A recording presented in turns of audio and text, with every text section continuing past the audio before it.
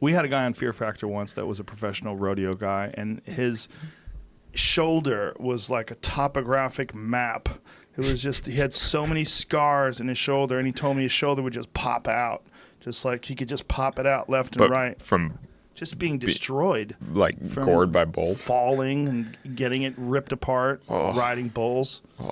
Yeah. Yeah, I just don't get that. It just wasn't working anymore. I mean, he had a bunch of surgeries, and they tried to screw it back together and tighten things down, but it was just destroyed. So I'm sure a bull rider would look at free soloing and be like, what a crazy dude. You know, everybody looks at another sport and they're like, that's crazy. And honestly, I look at fighting and I'm like, that seems totally outrageous.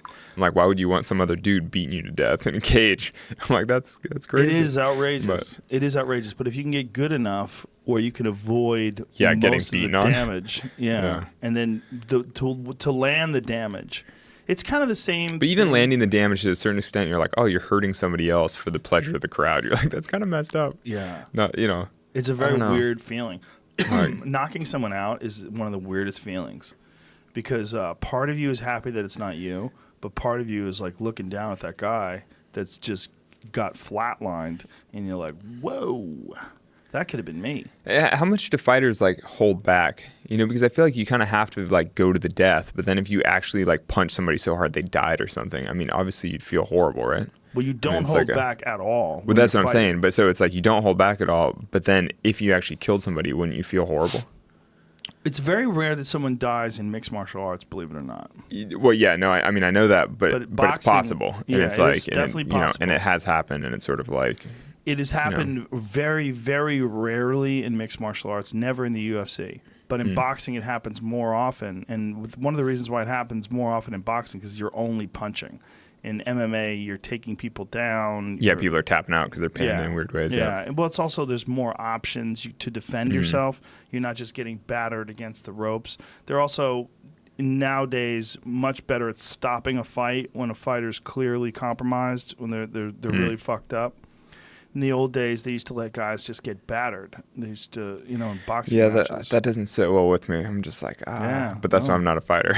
Well, like, that's the thing about climbing is there's this real elemental appeal to just you and the mountain and its nature, and it's beautiful and it's like very peaceful and calm. It's like so different than having thousands of people screaming at you as you punch some guy in the face over and over.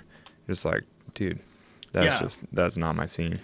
Well, did you see the Conor McGregor Khabib Nurmagomedov fight where there's the big fight outside the cage? Oh, is that the thing where the guy vaults out of the cage and like starts brawling? Or I was like, it's like WWE or whatever. It was like when they start breaking tables over people. Crazier than that because it was real. Well, yeah, exactly. I was like, this is totally outrageous. But what's funny is it became chaos because a fight erupted outside of the parameters of the fight. It was just more fighting. Yeah. Like you'd seen fighting. Yeah, like this isn't what we paid for. Right. This isn't okay. Right. Everybody's like, the fighting in the cage is fine. This is lovely. But he gets out of the cage. Oh my God, he's out in the wild. He's out in the world fighting. Isn't that kind of messed up? Yeah. It's definitely messed up. You're like, he's a professional fighter. He's fighting. Like that's what he does. It's weird. The whole listen, and this is coming from someone who's been involved in this my whole life. It's weird. I absolutely see all the arguments against it. And yet you still want to go train and punch people in the face. Well, I don't punch anybody in the face anymore. I still choke people. But